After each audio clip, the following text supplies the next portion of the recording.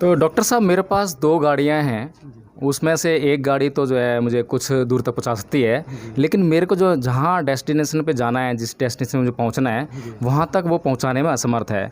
और मैं उस गाड़ी की कोई आलोचना नहीं कर रहा, उसको तोड़ नहीं रहा, उसको फोड़ नहीं रहा हूँ, जैसे ही है वैसे छोड़ देता हूँ। और दूसरी जो गाड़ी है मेरी, वो मुझे मेरे डेस्टिनेशन तक पहुँचा सकती है, तो मैं उस गाड़ी में सवारी कर लेता हूँ।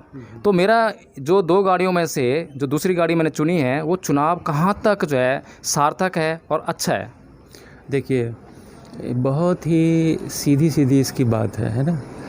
अगर दी हुई परिस्थितियों में सम्यक अगर यही है कि आप दूसरी गाड़ी पे जा रहे हैं, है ना, तब तो इसमें कोई दिक्कत ही नहीं है ना। लेकिन अगर आपकी दूसरी गाड़ी में जाना किसी के अहित पर टिका हुआ है नहीं, कि वो व्यक्ति वहाँ ख़त्म हो जाएगा, है ना, और आप उसका एक ऐसा लाभ उठा रहे हैं जो कि अमानवीय है, तो मेरे ख्याल से आपका पुरानी गाड़ी को छोड़ना उचित नहीं है ना जी। बेशक आपका डेस्टिनेशन कुछ दिनों बाद हम पहुंचेंगे, यही होगा ना, है ना। तो लेकिन हम अपने डेस्टिनेशन को पहुंचने की जल्दीबाजी में हम किसी दूसरे का अहित न करें, है ना। यही सम्यक है, यही बुद्ध का रास्ता है ना। बुद्ध की प्रबंधन यही कहता है। अगर एक विन विन सिचुएशन ला सकते हो, है ना, मिल बैठ के बात करो, कथा करो, है ना, एक रास्ता ढूंढो, है ना। अगर बीच का रास्ता कोई निकलता है, अति उत्तम, दोनों संतुष्ट, है ना, और आपका काम भी हो जाए उनका। इस ढंग से चीज़ों को हमें निर्णय वाली स्थिति पर लाना चाहिए। तो डॉक्टर साहब मैं इस न्यूज़ चैनल के माध्यम से आपसे एक बात और जानना चाहूँगा कि जो बुद्ध ने मनुष्य के जीवन का जो ध्येय बताया, निब्बान प्राप्ति, तो ये जो निब्बान शब्द है या जो निब्बान की स्थिति है, उस तक पहुँचाने में बुद्ध के धम्म के सिवाय और कौन से धम्म आप समझते हैं कि वो कारगर हैं और जिस पर चल कर के मनुष्य जो है निब्बान को प्राप्त कर सकता है? मैंने बताया ना, धम्म तो सारे ही कारगर हैं, है ना। चलना जिसको है, अगर उसमें ये गुण नहीं है ना, तब तो वो कभी भी प्राप्त नहीं कर सकता है। ABCD किसी भी धर्म में जाएगा वो नहीं प्राप्त कर सकता है ना। लेकिन जो मार्ग बुद्ध ने दिया है सहज है, और अगर उस पर चला जाए तो इंसान अपने जीवन काल में ही निब्बान की प्राप्ति कर सकता है ना। और जो कि ध्येय भी है ना। प्रव्रज्या लेने का सबसे बड़ा ध्येय तो कि जल्दी हो जाए, है ना, आप पूरी तरह से पंचशीलों का पालन कर सकें और यथाशीघ्र निब्बान की प्राप्ति कर लें। जो बाहर हैं, उपासक हैं, है ना, जो श्रद्धा रखते हैं लेकिन धीरे वो भी लगे हुए हैं, तो क्रमशः वो भी उस चीज़ को पा जाएंगे। तो ये आवश्यक है कि उस पर चलना ज़रूरी है। ABCD किसी धर्म का फ़ायदा नहीं, सारे धर्म आपको वहाँ पहुँचा सकते हैं, बशर्ते आप में वो लगन, वो श्रद्धा, है ना, वो आस्था बनी रहे। ये है। तो डॉक्टर साहब, हमारे दर्शक आपसे यह है और जानना चाहेंगे, जैसा कि आपने कहा कि बुद्ध के धम्म में परिव्राजक होने मात्र से ही निब्बान प्राप्ति नहीं होती है, बल्कि गृहस्थ रहकर भी कोई व्यक्ति निब्बान को प्राप्त कर सकता है। तो आपसे जानना चाहेंगे कि ऐसा कोई उदाहरण हमारे दर्शकों को बताएं जहाँ पर आपने देखा हो, पढ़ा हो, जिसमें कि किसी गृहस्थ ने निब्बान की प्राप्ति की हो। देखिए, हम अगर प्राचीन साहित्य में जाएं, है ना, तब तो ढेरों आपके बौद्ध उपासक ऐसे मिल जाएंगे जिन्होंने निब्बान प्राप्ति की, है ना। आप अगर इधर चाहते हैं कि इधर हाल फिलहाल में, तो जैसे हमारे हाल फिलहाल में नहीं, बुद्ध के समय में भी। बुद्ध के समय में तो यश, देखिए, पहला व्यवसायी जो उनसे जुड़ा था, है ना, अनाथ पिंडिक था, है ना। नहीं, यश तो जो है वो परिव्राजक बन गया था। और उपासकों में भी एक नाम आता है, मैं भूल रहा हूँ उस नाम को, लेकिन ज़्यादा कथाओं में ऐसी चर्चाएं हैं कि जिसमें उपासक भी जो हैं, है ना, जैसे मान लीजिए विशाखा ही है ना। हाँ, या उस तरह से फिर बाद में कुछ लोग जो भिक्षुणियाँ भी जुड़ गई, है ना, तो उन्होंने भी निब्बान की प्राप्ति की है ना। ऐसा नहीं कि स्त्रियां नहीं, उन्होंने भिक्षुणी बन के की। और बाहर जो उपासिकाएं हैं, जिनमें विशाखा का बार बार नाम आता है, मिगार माता और इस तरह से, तो अतीत में एक नाम मैं भूल रहा हूँ, है ना, उस उपासक की बड़ी चर्चा भी हुई है उसमें साहित्य में। मैं वो देख करके आपको बता सकता हूँ, है ना। डॉक्टर साहब, एक बात और आपसे पूछना चाहता हूँ, जैसा कि आपने कहा है कि उपासक भी बिना प्रवृत्त हुए निब्बान को प्राप्त कर सकते हैं, लेकिन जब अनाथ पिंडक बुद्ध के पास जाता है और तथागत से ये अनुनय विनय करता है कि हे तथागत, आपके भिक्षुओं ने जो उद्देश्य अपने जीवन का बना रखा है उसमें बड़ा सुख है और मुझे भी वही सुख प्राप्त करना है अपने जीवन में, तो क्या मुझे भी प्रवृत्त हो जाना चाहिए? लेकिन मेरे सामने समस्या यह है कि मेरे व्यवसाय से हज़ारों लोगों का व्यवसाय जुड़ा हुआ है, उनकी आजीविका जुड़ी हुई है। यदि मैं परिव्राजक बन जाता हूँ तो मेरे परिव्राजक बनने के बाद उनकी रोजी रोटी पर संकट आ खड़ा होगा। तब बुद्ध उसे कहते हैं कि हालांकि कोई उपासक गृहस्थ रहकर निब्बान को प्राप्त नहीं कर सकता है, लेकिन तुम्हें, क्योंकि तुम्हारे व्यवसाय के ऊपर हज़ारों लोगों की आजीविका टिकी हुई है, इसलिए तुम्हें अपने व्यवसाय की ओर ध्यान केंद्रित करना चाहिए और गृहस्थ रहकर ही धर्म का लाभ प्राप्त करना चाहिए। जी।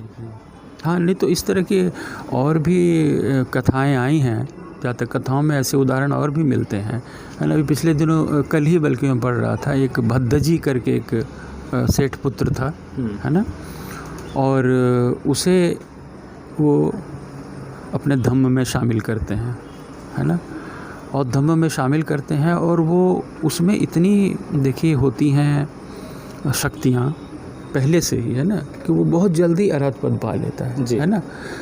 बाहर रहते हुए भी, वो किसी विहार में उसने ट्रेनिंग नहीं ली, है ना, लेकिन उसमें पहले से ही वैसी संस्कार थे उसके। जैसा कि हम सारीपुत का सुनते हैं जी। कि सारीपुत लगभग किनारे पर था, लेकिन वो अरहत नहीं बन पा रहा था क्योंकि उसके पास मार्ग नहीं था।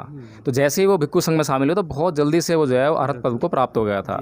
तो लेकिन बुद्ध का कहना ये है कि गृहस्थ रहते हुए कोई भी व्यक्ति, कोई भी उपासक अरहत पद को प्राप्त नहीं कर सकता है।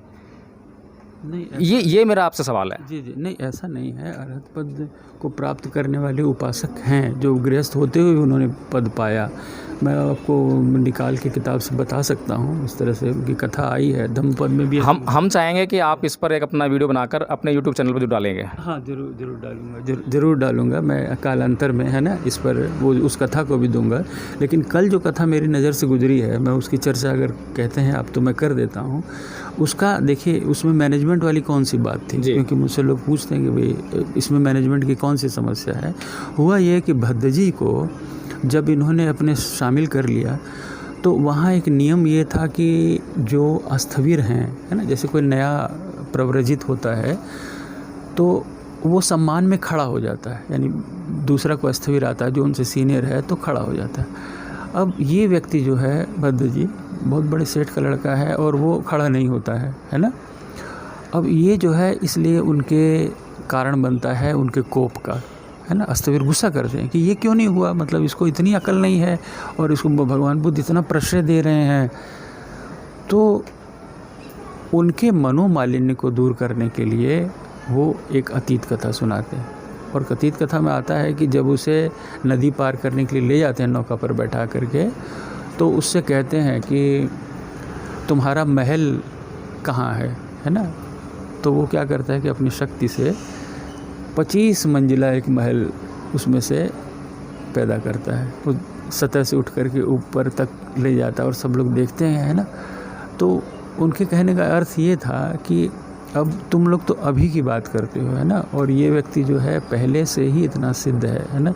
इसलिए अभी हो सकता है अस्थविर तुम पहले प्रव्रज्या लिए हो, इस हिसाब से तुम अपनी सीनियरिटी काउंट कर रहे हो, लेकिन सीनियरिटी सिर्फ इसी बात से नहीं काउंट की जाएगी। सीनियरिटी में जो उसकी अर्हताएँ हैं, जो उसने गुण हासिल किए हुए हैं, उनकी भी मान्यता है जी, है ना। तो मैनेजमेंट की ये बात आप आई कि भाई आप खाली ये देखें कि भाई सीनियरिटी में तो फलाने डेट ऑफ ज्वाइन किया था, उसके बाद ये नया लड़का आया तो मेरा जनरल मैनेजर बन गया, है ना। अगर आप इस तरह से कोरिलेट कर सकते हैं तो ये उस समस्या की ओर इंडिकेट कर रही है कि अगर वैसी मैनेजरियल प्रॉब्लम है तो वहाँ उसका जो समाधान है वो इस रूप में करना चाहिए कि ये व्यक्ति जो है उसमें इतने गुणों का भंडार है, आशय है कि वो उसका उत्तराधिकारी है ना, इस तरह से।